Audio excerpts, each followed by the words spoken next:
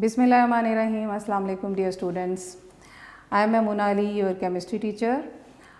कैसे हैं आप सब डियर स्टूडेंट्स?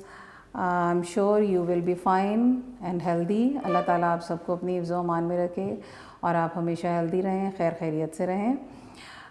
डियर स्टूडेंट्स, जैसा कि आप जानते हैं मैं आपको जनरल केमिस्ट्री 8th की जनरल केमिस्ट्री वाला पोर्शन टीच करती हूँ।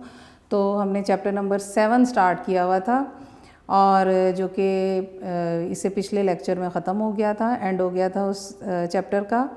और आजकल आपके मंथली टेस्ट चल रहे हैं, शुरू हो चुके हुए हैं, तो केमिस्ट्री का भी आपका टेस्ट रहता है।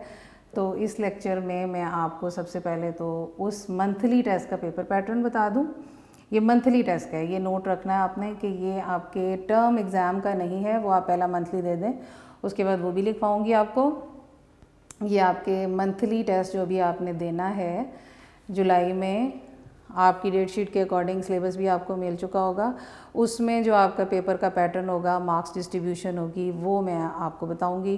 थोड़ा सा मैंने आपको पेपर प्रेजेंटेशन के बारे में भी गाइड करना है कि आपका जो रिटन पेपर आएगा वो कैसे आप उसको सॉल्व करें, लिखें, अपने शॉर्ट क्वेश्चन वगैरह कैसे आप प्रेजेंट कर सकते हैं।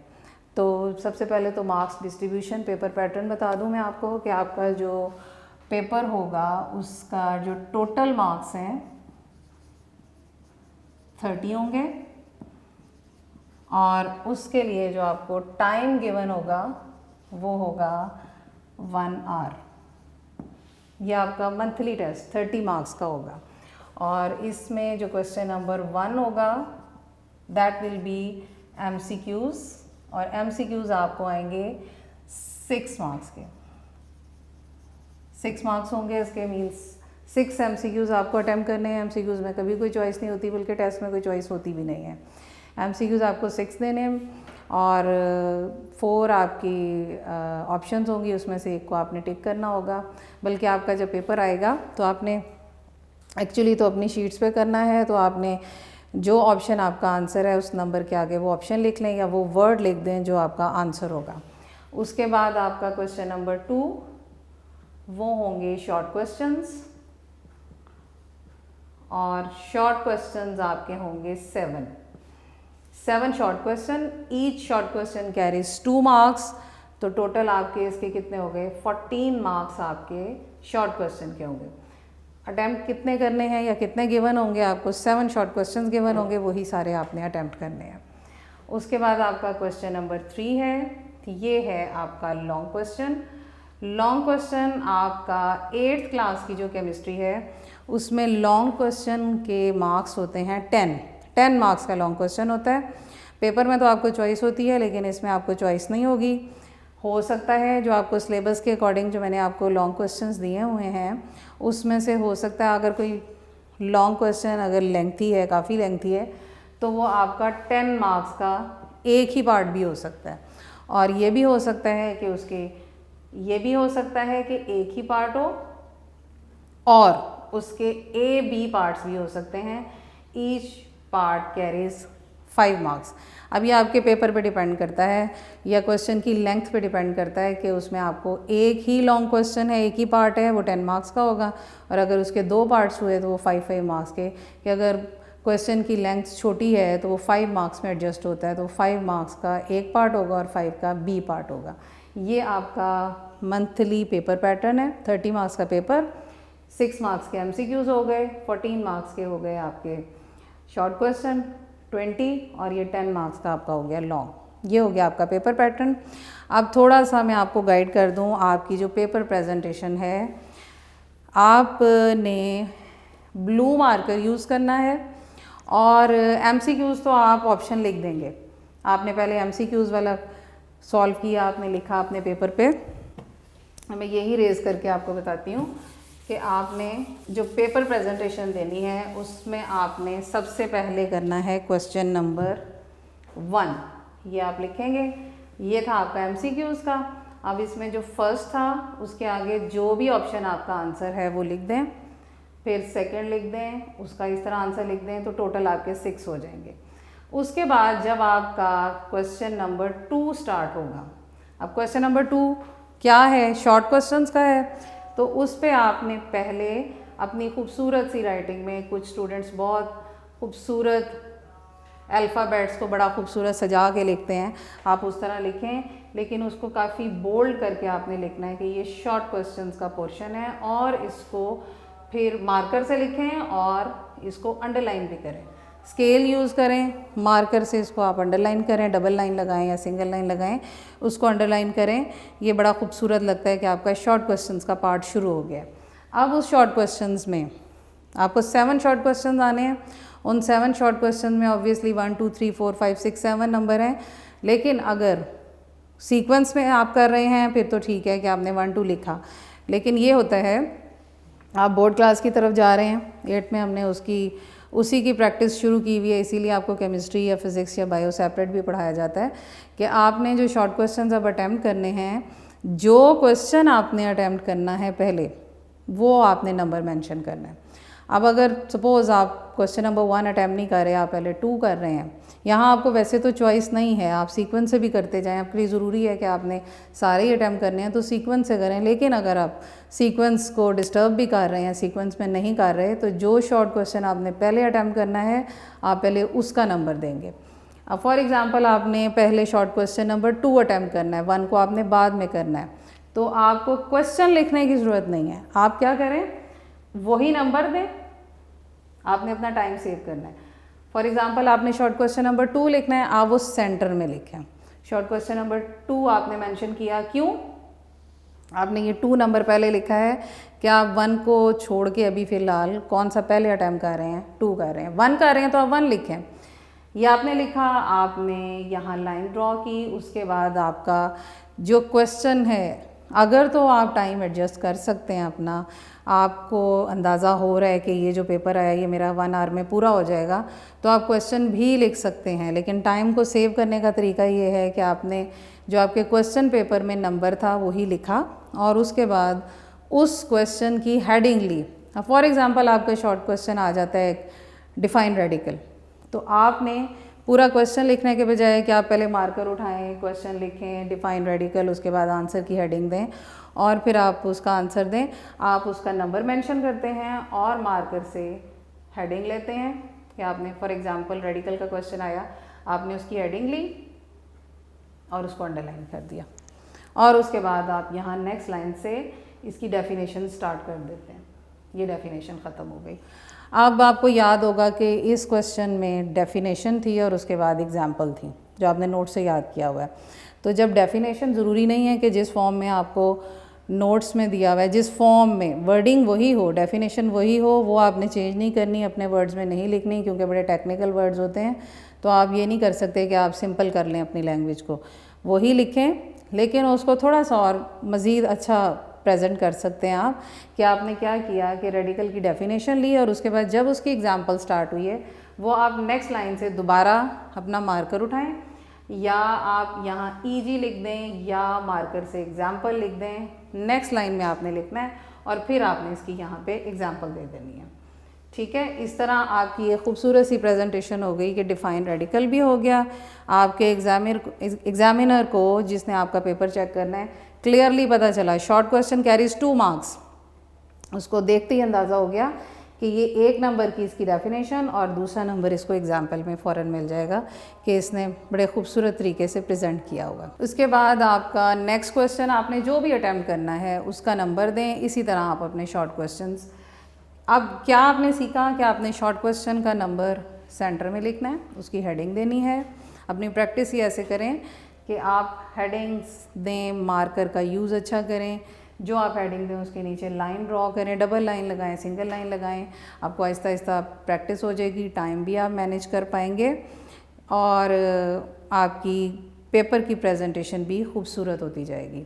अच्छा, इस तरह आपने शॉर्ट क्वेश्चन एंड किए, 7 शॉर्ट क्वेश्चन हो गए। शॉर्ट क्वेश्चन जब एंड हो रहे हों आपने ये ख्याल रखना है, पूरा पेपर करते वक्त ये ख्याल रखें, हमेशा अपनी एक हैबिट डेवलप कर लें कि पेज को ज़ाया मत किया करें। पेज याद रखें कि ये पेपर किससे बनता है, ये एक लाइफ ख़त्म होती है, प्लांट से बनता है, ये एक लाइफ ख़त्म होती है तो ये पेपर बनता है। ये नहीं कि एक ऐसी चीज़ है जो आप आराम से ज़रा सा डॉट लग गया तो आपने उसको उठा के फेंक दिया। एक इसको वेस्ट मत करें, आपके लिखने के लिए है तो जो स्पेस आपको मिली हुई है उसको लिखने के लिए यूज़ करें। कुछ बच्चों की आदत होती है बड़े बड़े चौड़े चौड़े मार्जिन लाइंस ड्रॉ कर लेते हैं और दरमियान में इतनी सी स्पेस बचती है, उसके अंदर वो लिखते हैं। फिर उसके बाद ये शॉर्ट क्वेश्चन की हेडिंग दी तो 6 लाइनों पे उसकी यही शॉर्ट क्वेश्चन की हेडिंग है। देखें आपने 2 मैक्सिमम लाइंस यूज़ कर ली, बोल्ड में लिख दिया शॉर्ट क्वेश्चन, आपके एग्जामिनर को पता चल गया कि आपने शॉर्ट क्वेश्चन का पार्ट शुरू कर लिया हुआ है। स्पेस ज़ाया नहीं करनी, मैं ये कह रही हूँ आपको। अच्छी तरह से मैनेज करें, ये भी नहीं कि आप बहुत घुसा के लिख रहे हैं कि एक ही लाइन के अंदर आपने बहुत बारी कि मिस ने कहा था कि आप स्पेस वेस्ट ना करें तो आप गैप भी देना छोड़ दें। एक प्रॉपर प्रेजेंटेशन होनी चाहिए जिसमें आपके एग्जामिनर को पता चले कि बच्चा बहुत अच्छा ट्रेंड है, कि उसने स्पेस वेस्ट नहीं की। इसी तरह आपकी प्रेजेंटेशन पेपर की एक ओवरऑल लुक भी बड़ी अच्छी आ जाती है। अच्छा, फिर उसके बाद आपका क्वेश्चन ख़त्म हो गया। सपोज़ आपने ये शॉर्ट क्वेश्चन शुरू किया था पहली शीट पे, आपने एमसीक्यूज़ किए थे, फिर पहला ये शॉर्ट क्वेश्चन किया था और एंड में आपको पता चला कि 2 लाइनें बच गई हैं। अब ये भी नहीं करना आपने, जो मैंने कहा है कि स्पेस ज़ाया ना करें, कि आप उन्हीं 2 के ऊपर नेक्स्ट की हेडिंग दें। अगर 1 या 2 लाइनें बच गई हैं तो आप कर सकते हैं कि नेक्स्ट पेज पे जाके 1 या 2 लाइनों को, चलें ठीक है, इतना आप छोड़ सकते हैं कि आप नेक्स्ट पेज पे जाके हेडिंग दें, नंबर लिखें, हेडिंग दें और नेक्स्ट क्वेश्चन स्टार्ट करें। अगर हैं इतनी स्पेस उस क्वेश्चन को अटेम्प्ट करने के बाद इतनी स्पेस है कि आप नेक्स्ट क्वेश्चन की हेडिंग भी दे सकते हैं और उसका आंसर अपने जो पेन से आपने लिखना है उसकी भी 1-2 लाइनें आ सकती हैं, तो वो स्पेस आपने बिल्कुल ज़ाया नहीं करनी। अच्छा, शॉर्ट क्वेश्चंस हो गए। फिर उसके बाद आपने जब लॉन्ग क्वेश्चन स्टार्ट करना है तो लॉन्ग क्वेश्चन की भी इसी तरह मैक्सिमम 2 लाइन्स यूज़ करें और लॉन्ग क्वेश्चन की हेडिंग दें। आप सपोज़ नेक्स्ट पेज आपका, अब मैं यही लेती हूँ कि ये आपका नेक्स्ट पेज था, वो पूरा यूज़ हो गया, थर्ड पेज आया, उस पर आपने शॉर्ट क्वेश्चंस ख़त्म कर दिए हैं और आपके शॉर्ट क्वेश्चंस के बाद ये आपने एंडिंग लाइन लगाई। कुछ बच्चे फुल लाइन लगाते हैं। स्केल का यूज़ रखें, अपने हाथ में पेन, अपना मार्कर और स्केल रखा करें, आदत डालें और वॉच यूज़ किया करें। इसकी भी हैबिट अपनी डेवलप करें कि वॉच आपके पहनी हुई हो, सामने रखी हुई हो, कि आपको टाइम के पर भी नज़र जाए आपकी बार बार कि अब इतना टाइम है और मैंने ये क्वेश्चन अपना अटैम्प्ट करना है। अच्छा, फिर आपके शॉर्ट क्वेश्चंस हो गए और फिर आपने इसके बाद जब अगर लॉन्ग क्वेश्चन स्टार्ट करना है फिर उसी तरह के, अगर तो आपके पास इनफ स्पेस है, अब फॉर एग्जांपल मैंने ये एंडिंग लाइन ड्रॉ की है कि शॉर्ट क्वेश्चन ख़त्म हो गया और नेक्स्ट लॉन्ग क्वेश्चन शुरू होना है, तो लॉन्ग क्वेश्चन की हेडिंग के लिए आपने मैक्सिमम 2 लाइन्स यूज़ कर ली, उस पर आपने हेडिंग दी कि ये आपके लॉन्ग क्वेश्चंस हैं। कैपिटल से लिख लें, स्मॉल से लिख लें, लेकिन ये आपका बोल्ड में होना चाहिए कि अच्छा लगे कि आपका एक लॉन्ग क्वेश्चन स्टार्ट हो रहा है। अगर तो वो एक ही है, एक ही पार्ट था, आपने लॉन्ग क्वेश्चन लिखा, उसकी हेडिंग दी आपने, जैसे यहाँ शॉर्ट की हेडिंग दी है, आपको क्वेश्चन लिखने की ज़रूरत नहीं है, आप उसकी हेडिंग दें और लॉन्ग क्वेश्चन स्टार्ट कर लें। अगर उसके पार्ट हैं फिर आप मेंशन करें कि फॉर एग्जांपल आपका ए पार्ट आया था तो ए पार्ट यहाँ लिखें, उसकी हेडिंग दें। अब फॉर एग्जांपल आपका क्वेश्चन आ गया, कौन सा क्वेश्चन हो सकता है कि मैंने आप पेपर में आ गया आपको कि ब्रांचेस आप डिफ़ाइन करें, तो आपने यहाँ heading the branches of chemistry, heading देनी है आपने, उसके बाद आप अपना आंसर स्टार्ट कर दें। अगर ये हो रहा है कि आपके शॉर्ट क्वेश्चंस का एंड, बिल्कुल जैसे यहाँ मैंने शॉर्ट में बताया कि लॉन्ग क्वेश्चन का एंड शॉर्ट क्वेश्चंस एंड हो रहे हैं और आखिरी उस पेज पे 1 या 2 लाइनें रह गई हैं, फिर लॉन्ग क्वेश्चन हमेशा नेक्स्ट न्यू पेज से स्टार्ट करें। लेकिन ये आपने एडजस्ट कर लेना है कि और देख लेना है अच्छी तरह कि स्पेस ज़ाया नहीं जानी चाहिए। ये हो गई आपकी पेपर प्रेजेंटेशन। लॉन्ग क्वेश्चन आपका अभी तो आप नोट से ही तैयार करते हैं, नोट्स में जितनी लॉन्ग क्वेश्चन की लेंथ दी हुई है आपने उतना ही करना है। और ये है थोड़ा सा हो सकता है, जैसे आपका एक पहला क्वेश्चन है, लॉन्ग क्वेश्चन नंबर 1 आपके सिलेबस में है, उसमें है ब्रांचेस ऑफ केमिस्ट्री। अब हो सकता है कि आपको मेंशन किया गया हो कि आप एनी 4 या 5 डिस्कस करें। अगर ये सारा लिखा होगा डिस्कस ब्रांचेस डिटेल में तो फिर आपने सारी लिखनी है, मेंशन हो तो सिर्फ आप उतनी लिखें। यूजुअली ये होता है कि नोट्स के क्वेश्चन को 8th क्लास में नोट्स का क्वेश्चन जैसे है वो वैसे ही आता है, लेकिन थोड़ी सी हैबिट डेवलप करें। जैसे ये मैंने ब्रांचेस में बताया आपको कि आपको हो सकता है कि आपसे एनी 5 पूछ ली जाए। अब NE5 मीन्स कि आपने उन सारों में से जो आपको सबसे अच्छी आती हैं आप वो लिख लें, हैं जितनी भी टोटल हैं उसमें से आपको जो सबसे अच्छी आती हैं वो लिखें, कोशिश करें आपकी मिस्टेक ना हो उसमें, जो बेस्ट आती हैं वो आप लिखें। अगर आपसे सारी पूछी गई हैं तो फिर ऑब्वियसली आपने, अगर कोई मेंशन नहीं है तो फिर आपने सारी लिखनी है। ये थी आपकी पेपर की प्रेजेंटेशन। टोटल टाइम है आपको मिला हुआ 1 आवर मिला हुआ है, 60 मिनट्स आपको 30 मार्क्स के पेपर के लिए मिले हुए हैं। अच्छा, तो स्टूडेंट्स अब ये पेपर प्रेजेंटेशन हो गई, पेपर का पैटर्न भी हो गया। इंशाल्लाह आप अच्छी सी प्रेपरेशन करें, आपका बहुत अच्छा पेपर होगा इंशाल्लाह। अब हम नेक्स्ट चैप्टर स्टार्ट करते हैं जो आपका केमिस्ट्री के पोर्शन का सेकंड चैप्टर है, दैट इज़ चैप्टर नंबर 8।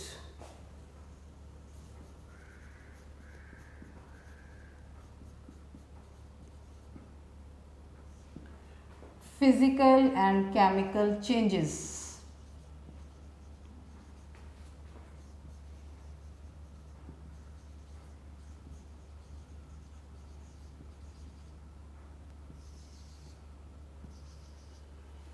आपने चैप्टर नंबर 7 में बेसिक कॉन्सेप्ट्स पढ़े थे। उस चैप्टर का नाम था इंट्रोडक्शन टू केमिस्ट्री।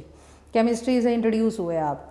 उसमें जब आप साइंस में atom, molecule, element, compound, mixture ये नाम आप पढ़ते आ रहे थे, लेकिन अब आपने उनको अलग से डिफ़ाइन किया, कॉन्सेप्ट लिया कि एटम क्या चीज़ होती है, मॉलिक्यूल क्या होता है, आयन क्या होता है, रेडिकल क्या होता है, फिर उनकी वैलेंसीज़ क्या होती हैं, मिक्सचर्स क्या होते हैं, एलिमेंट्स क्या होते हैं, कंपाउंड्स क्या होते हैं। थोड़ा सा रिकॉल करें, एटम क्या होता है, स्मॉलेस्ट पार्टिकल।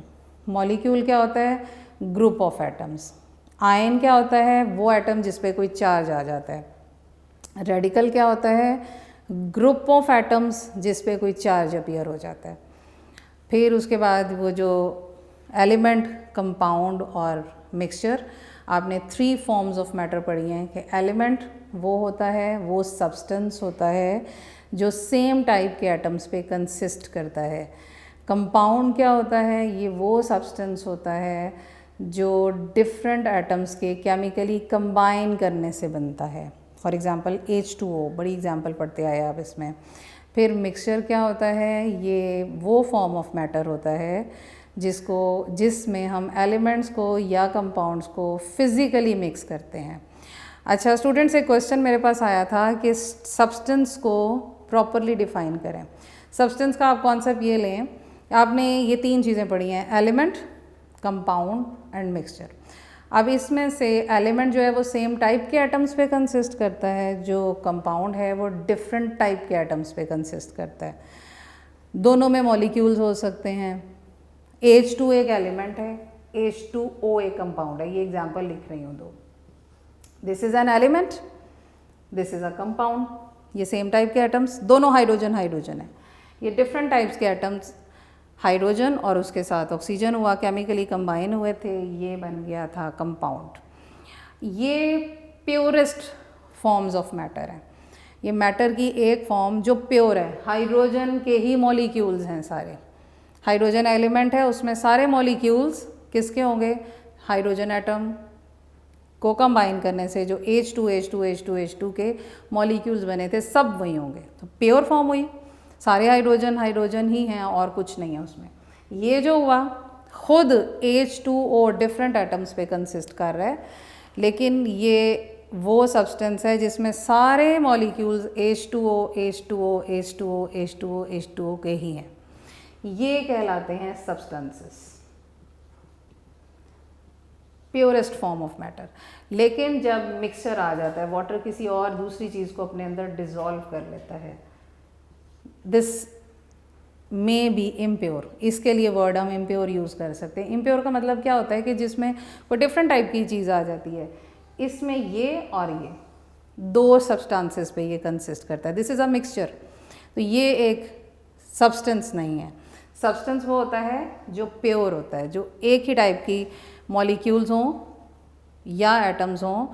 केमिकली कंबाइन करने से ये ज़रूर बना था कि डिफरेंट एटम कंबाइन कर गए थे, लेकिन उसके बाद जो ये मॉलिक्यूल बना है ये फिर सारे इस कंपाउंड में एक जैसे हैं। ये होता है सब्सटेंस। अच्छा, एक क्वेश्चन और आया था कि क्या हाइड्रोजन सिर्फ हाइड्रोजन से ही कंबाइन हो सकता है। तो बहुत सारी एग्जांपल आई लास्ट चैप्टर में। H2 की एग्जांपल, अभी भी 2 एग्जांपल सामने लिखी हुई हैं। एक में हाइड्रोजन हाइड्रोजन से ही कंबाइन हुआ हुआ है, एक में हाइड्रोजन ऑक्सीजन से कंबाइन हुआ हुआ है। एक एग्जाम्पल मैंने कहीं ली थी अमोनिया की, N और हाइड्रोजन, हाइड्रोजन किस से कंबाइन हुआ हुआ है, नाइट्रोजन से हुआ हुआ है। ठीक है, तो ये क्वेश्चन आया था।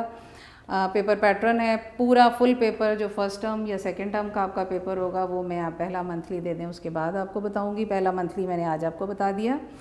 अब हम चैप्टर नंबर 8 स्टार्ट करते हैं। उसमें मैंने आपको इसीलिए ये दोबारा रिवाइज करवाया है चैप्टर नंबर 7 कि ये वो टर्म्स हैं जो बार बार यूज़ होती हैं, आप केमिस्ट्री में बार बार यूज़ होनी है।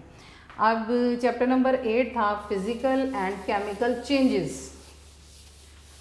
आपने मैटर को डिफाइन किया हुआ है। आप छोटी क्लासेस में मैटर की डेफिनेशन बार बार पढ़ते आए हैं कि matter anything which has mass and occupy space is called matter. वो चीज़ जिसका कोई मैस होता है या कोई स्पेस ऑक्यूपाई करती है, that is called as matter. अब मैटर में हमेशा चेंजेस आते हैं। बहुत आपकी डेली लाइफ की सारी चीज़ें मैटर हैं। मैटर आपके ऑल अराउंड में हर जगह, आप खुद भी मैटर हैं, तो इनमें हमेशा चेंजेस आते हैं। फॉर एग्जांपल ये भी एक चेंज है कि आप किसी भी सब्सटेंस को किसी दूसरे सब्सटेंस में मिक्स करते हैं। Substance by mixing. चेंज कैसे आया कि एक सब्सटेंस को आपने दूसरे में मिक्स कर दिया। आपको अपेरेंटली सॉल्ट, वाइट कलर का एक सॉल्ट नज़र आ रहा था, उसको आपने वाटर में मिक्स कर दिया, आपको उसका वाइट कलर नज़र आना बंद हो गया। आपको अपेरेंटली तो एक चेंज नज़र आया। फिर आप देखते हैं मेल्टिंग ऑफ आइस। आइस ली सॉलिड फॉर्म में, वो मेल्ट हो गई, ये भी एक चेंज है। सम टाइम आप किसी भी सब्सटेंस को हीट करते हैं, उसमें चेंज आता है। वाटर को आप हीट करते हैं, आहिस्ता आहिस्ता वो वेपर्स में चेंज होना शुरू होता है, बॉयल होना शुरू होता है, आपको उसमें बबल्स राइज होते नज़र आते हैं। आप उसकी तरफ तवज्जो ना दें, उसको ना हटाएं हीट से, तो वो सारा ही गायब हो जाता है। तो अपेरेंटली आपको चेंजेस नज़र आ रहे हैं, और वो चेंजेस कैसे आए हैं, हीट करने से आए हैं। समटाइम लाइट का कोई इफ़ेक्ट आ जाता है, लाइट किसी चीज़ पे फॉल करती है, उसमें कोई चेंज आ जाता है। समटाइम कोई इलेक्ट्रिसिटी करंट पास करते हैं तो चेंज आता है किसी चीज़ में। कभी कोई रेस पास हो जाती हैं, जैसे आप माइक्रोवेव ओवन वगैरह यूज़ करते हैं, उनसे भी ऐसे कुछ चेंजेस आ जाते हैं, देखने में आपको नहीं लगता, इंटरनली उनके स्ट्रक्चर्स में चेंजेस आ जाते हैं। तो मैटर में चेंजेस आते हैं, और इन्हीं चेंजेस का नाम है केमिस्ट्री। अगर ये चेंजेस ना आते तो हम केमिस्ट्री को, केमिकल्स को अप्लाई ना कर सकते अपनी एडवांसमेंट के लिए, इंसान की एडवांसमेंट के लिए, या उसकी ज़रूरतें पूरी करने के लिए। तो चेंजेस मैटर में मस्ट हैं, आती हैं, खुद भी आती हैं, कुछ हम चेंजेस लेके आते हैं। There are 2 types of changes, जिसके बारे में अब ये पूरा चैप्टर है आपका। There are 2 types of changes, physical change and chemical change. Physical change and chemical change. Physical change is a temporary change. सबसे पहले तो ये क्या है, एक टेम्परेरी चेंज है। टेम्परेरी मीन्स वक्ती तौर पे हो रहा है, आर्जी तौर पे हो रहा है, टेम्परेरीली हो रहा है, अभी हुआ है, उसके बाद आप उसको रिवर्स भी कर सकते हैं, reversible change. Not a permanent change, हमेशा के लिए चेंज नहीं आ गया, कोई नया सब्सटेंस नहीं बना, आपको फिजिकली एक चेंज नज़र आ रहा है, जिसको आप, जो टेम्परेरी भी चेंज है, टेम्परेरी मीन वक्ती तौर पे है, थोड़ी देर के लिए हुआ, आप रिवर्सिबल मीन उसको चेंज भी कर सकते हैं। इसकी बेस्ट एग्जांपल, अभी मैंने जो आपको चेंजेस में एग्जांपल दी भी थी, बेस्ट तो नहीं लेकिन बड़ी common example, melting of ice. Ice melt होती है, किस फॉर्म में होती है आइस? आइस क्या है? Ice is solid water. है क्या ये वाटर ही है, ये H2O ही है, लेकिन किस फॉर्म में है? सॉलिड फॉर्म में है। मेल्ट का मतलब क्या होता है कि ये सॉलिड वाटर कन्वर्ट हो जाता है लिक्विड वाटर में। वाटर, पानी कहते हैं जिसको, लेकिन एक्चुअली तो सॉलिड वाटर, आइस भी वाटर थी, और जो लिक्विड वाटर बना है उसकी मेल्टिंग हुई है। ये एक फिजिकल चेंज है। फिजिकली चेंज मीन एक टेम्परेरी चेंज था। कैसे टेम्परेरी चेंज था कि आप उस लिक्विड वाटर को दोबारा उठा के फ्रीज़र में रख देंगे या 0 डिग्री सेंटीग्रेड प्रोवाइड करेंगे तो ये अगेन सॉलिड वाटर आइस में कन्वर्ट हो जाएगा। टेम्परेरी चेंज हुआ, परमानेंट चेंज नहीं हुआ, रिवर्सिबल हुआ। एक चीज़ एक फिज़िकल स्टेट दूसरी में कन्वर्ट हुई, दूसरी फिर फर्स्ट में कन्वर्ट हो गई। एवेपोरेशन एक फ़िज़िकल चेंज है, बॉइलिंग ऑफ वाटर एक फ़िज़िकल चेंज है। एवेपोरेशन किसको कहते हैं कि वाटर का लिक्विड का कन्वर्ट हो जाना वेपर्स में, कि वेपर में खुद ब खुद कोई लिक्विड कन्वर्ट हो रहा है। वेपर मीन गैशियस स्टेट, कि वो पहले था लिक्विड स्टेट में और वो कन्वर्ट हो गया गैशियस स्टेट में। कभी आपने देखा होगा कि जब कुकिंग करते हैं, कुकिंग यूटेंसिल्स जो आपने खाना बना रहे हैं उसको आप खाने को हीट कर रहे हैं, जो भी खाना फूड कुक हो रही है उसको आप हीट प्रोवाइड करते हैं। आपने जो लिड उसका कभी देखा होगा कि कुकिंग के दौरान सम टाइम ये होता है कि उस लिड की इंटरनल साइड पे भी कुछ ड्रॉप्स इकट्ठे हो जाते हैं, अगेन वाटर ड्रॉपलेट्स की फॉर्म में कन्वर्ट हो जाता है। तो हुआ क्या था एक्चुअली, फिज़िकल चेंजेस कौन से आ रहे थे कि जो पानी आपके फूड में था वो वेपराइज हो रहा था, वेपर्स में कन्वर्ट हो रहा था, और वो वेपर्स क्योंकि बाहर नहीं निकल रहे, ऊपर लिड है, लिड पे हीट उसको डायरेक्ट नहीं मिल रही, तो वो दोबारा वेपर स्टेट से लिक्विड स्टेट में कन्वर्ट हुआ। तो टेम्परेरी चेंज है, रिवर्सिबल चेंज है, तो ये एक फ़िज़िकल चेंज कहलाएगा। उसके बाद हुआ केमिकल चेंज। केमिकल चेंज इसका opposite is a permanent change. Permanent है, मुकम्मल तौर पे एक चीज़ चेंज हो जाती है, एक न्यू सब्सटेंस फॉर्म होता है, बिल्कुल एक नई चीज़ बन जाती है, वहाँ कोई नया सब्सटेंस फॉर्म नहीं हुआ था। और इसके अलावा ये इरिवर्सिबल है। ये बुक में वर्ड नहीं लिखा हुआ, लेकिन मैं आपको क्योंकि रिवर्सिबल पढ़ा है तो इसका ऑपोजिट क्या होता है, रिवर्सिबल बताया जा सकता है आपको। इरिवर्सिबल मीन कि आप इसको दोबारा चेंज नहीं कर सकते। सम टाइम ऐसा ही होता है कि आपको अभी कॉन्सेप्ट लेने के लिए कुछ आगे जाके आप बड़ी क्लासेस में पढ़ेंगे कि रिवर्सिबल हो सकता है, लेकिन अभी आप कॉन्सेप्ट लेने के लिए इसका ऑपोजिट कि ये एक ऐसा चेंज है जो परमानेंटली आ जाता है, एक नया सब्सटेंस बन जाता है। अब उसके लिए मैं आपको एग्जांपल देती हूँ, जैसे बर्निंग ऑफ वुड है, वुड जल जाती है, लकड़ी जल जाती है। घर में आप गैस यूज़ करते हैं, स्टोव्स में, किचन में गैस यूज़ होती है, जल जाती है, ख़त्म हो जाती है। आपने सिलेंडर फिल करवाया था, वो जल गया, यूज़ हो गई वो गैस, ख़त्म हो गई, वो बर्निंग ऑफ वुड हो गई। केमिकल चेंज आया था, ये केमिकली वो चीज़ बर्न हुई थी, रिएक्शन हुआ था, एक केमिकल चेंज आ गया। अब दोबारा वुड को वैसा नहीं बना सकते। ये एक एग्जाम्पल है, वही एग्जाम्पल लेती हूँ जो आपकी बुक में है। एक हो गई, एक ये एग्जाम्पल हो गई। सेकेंड एग्जाम्पल है rusting of iron. Rusting mean जंग लगना, आयरन की रस्टिंग हो जाती है। साफ़ सुथरी खूबसूरत सी शाइनी आयरन का बना हुआ कोई गेट विंडो आपके घर आती है, अगर आप उसको पेंट नहीं करते तो उसमें ऑरेंज ब्राउन कलर का पाउडर अपीयर होना शुरू हो जाता है। आप उसको इग्नोर करते हैं तो काफ़ी थिक होना शुरू हो जाता है, डार्क होना शुरू हो जाता है, फुल उसकी रस्टिंग हो जाती है और आहिस्ता आहिस्ता आयरन डैमेज हो जाता है। तो ये भी एक केमिकल चेंज है। ये हुए केमिकल चेंजेस। उसके बाद एक इंटरेस्टिंग सी, स्टूडेंट्स आपकी बुक में पिक्चर्स भी बनी हुई हैं, बड़ी इंटरेस्टिंग पिक्चर्स हैं। देखें, इसमें बर्निंग ऑफ वुड भी शो की हुई है, बॉइलिंग ऑफ वाटर भी, डिकेइंग ऑफ फूड भी, और साथ ही एक एक्टिविटी भी आपको दी हुई है। अब खुद ज़रा सोचें कि इसमें क्या हुआ होगा। बर्निंग ऑफ वुड अभी मैंने एग्जांपल दिया है कि ये कौन सा चेंज आया है। बर्निंग ऑफ वुड में एक पूरा केमिकल रिएक्शन हो रहा है, और वो क्या हुआ, एक केमिकल चेंज हुआ, रिएक्शन हो रहा है, एक नई चीज़ बनेगी, उसमें कार्बन डाइऑक्साइड और वाटर बनेगी, लकड़ी बिल्कुल जल जाएगी। तो ये केमिकल चेंज है। Then boiling of water. अब सोचें बॉइलिंग ऑफ वाटर क्या होता है, लिक्विड से वेपर्स में कन्वर्ट हो रहा है, और वेपर्स में कन्वर्ट होना एक टेम्परेरी चेंज है, वो दोबारा लिक्विड में अगेन चेंज हो सकता है। Roasting of bread. Bread roast mean वो पक रही है, रोटी पकती है, या यहाँ आपकी बुक में पिक्चर बनी हुई है टोस्टिंग ऑफ ब्रेड लिखा हुआ है कि वो टोस्टर के अंदर ब्रेड डाली, और वो आपने देखा होगा कि आप जब डालते हैं उससे पहले उसकी अपीयरेंस क्या है और बाद में क्या है कि वो ऊपर से पक जाती है, ब्राउन ब्राउन सी हो जाती है, समटाइम जल ही जाती है। तो ये केमिकल चेंज आता है, ये केमिकल चेंज है। Sublimation of iodine. सब्लिमेशन आपके लिए न्यू वर्ड है, इसको अंडरलाइन कर लें। आपने फ्रीजिंग, मेल्टिंग, बॉइलिंग से आप फेमिलियर हैं, ये आपने पढ़े हुए हैं। सब्लिमेशन को अंडरलाइन करें, और सब्लिमेशन पता होनी चाहिए, आपकी बुक में एक टर्म हुई हुई है use, sublimation means conversion of solid to vapours directly, कि जब एक सॉलिड डायरेक्ट वेपर्स में चेंज होता है, जो सीक्वेंस है वो क्या है कि जब आप हीट करते हैं सॉलिड कन्वर्ट होता है पहले लिक्विड में और फिर चेंज होता है वेपर्स में। आपने आइस को डायरेक्ट, जब आपने हीट किया तो वो डायरेक्ट वेपर्स नहीं बनाती, पहले वो मेल्ट होकर लिक्विड बनाता है, फिर उसके बाद हीट अप होके वेपर्स में जाता है। लेकिन सब्लिमेशन का मतलब ये है कि कोई सब्सटेंस, उसके अंदर एबिलिटी है कि वो अपनी लिक्विड स्टेट में कन्वर्ट हुए बगैर जब आप उसको हीट करते हैं तो वो सॉलिड से डायरेक्ट वेपर्स में कन्वर्ट हो जाता है।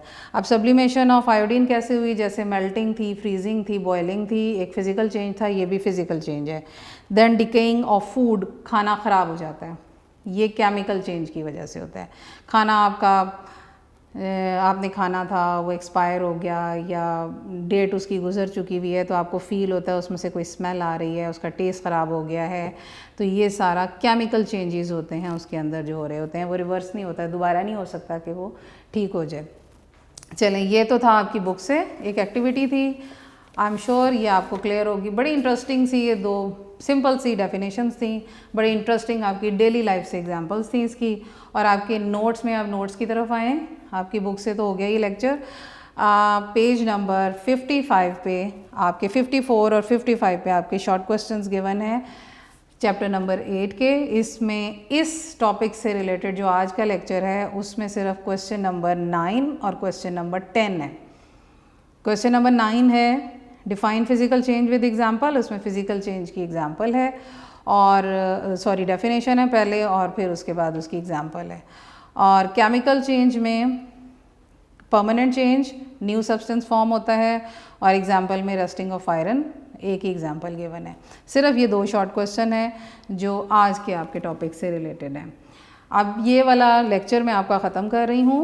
आपको छोटी सी बात करना चाहती हूँ लेक्चर के एंड में, जैसे आज आपको पेपर का बताया था कि पेपर को वेस्ट ना किया करें, कि वो एक लाइफ से बनता है, लाइफ जाती है, ख़त्म होती है, दरख्त कटता है, उससे पेपर बनता है। तो मेरे जहन में आया कि मैं आपको ये भी बताऊं कि पानी हम बहुत बार यूज़ करते हैं, वाटर की ही एग्जांपल देते हैं। केमिस्ट्री में वाटर आप यूज़ भी बहुत करते हैं, अल्लाह ताला की एक बहुत बड़ी नेमत है, एक नेचुरल चीज़ है, अल्लाह ताला ने हमें दे दिया पानी, हम उसको ज़ाया करते हैं। बहुत सारी ऐसी चीज़ें देखें, आप छोटे छोटे काम करते हैं उसके लिए आप टैप खोल के भूल जाते हैं। सुबह ब्रश कर रही हैं, नींद में है, टैप खोला, आप ब्रश कर रहे हैं और टैप ऑन है। तो इस तरह बहुत और छोटे छोटे ऐसे काम हैं जिसमें आप पानी को वेस्ट होने से बचा सकते हैं, क्योंकि अगर ये पानी ख़त्म हो गया तो नया नहीं आप बना सकते। चाहे आप केमिस्ट्री में मेथड्स पढ़ते जाएं, मैं ही आपको कल के लेक्चर में इक्वेशन बताऊंगी कि वाटर बन सकता है, लेकिन फिर भी वो वाटर वो नहीं है कि आप उसको इस तरह यूज़ करें ड्रिंकिंग के लिए या अपने ढेरों काम जो आप पानी के ज़रिए करते हैं। तो इसलिए पानी को बचाएं, अपनी हैबिट ऐसी डेवलप करें कि जो काम करें, पानी का काम करें, उसमें पानी का यूज़ कम से कम करें, वेस्ट होने से बचाएं। अल्लाह ताला आपको अपनी हिफ्ज़ व अमान में रखे। इंशाल्लाह नेक्स्ट लेक्चर में आपसे मुलाकात होगी। अल्लाह हाफ़िज़।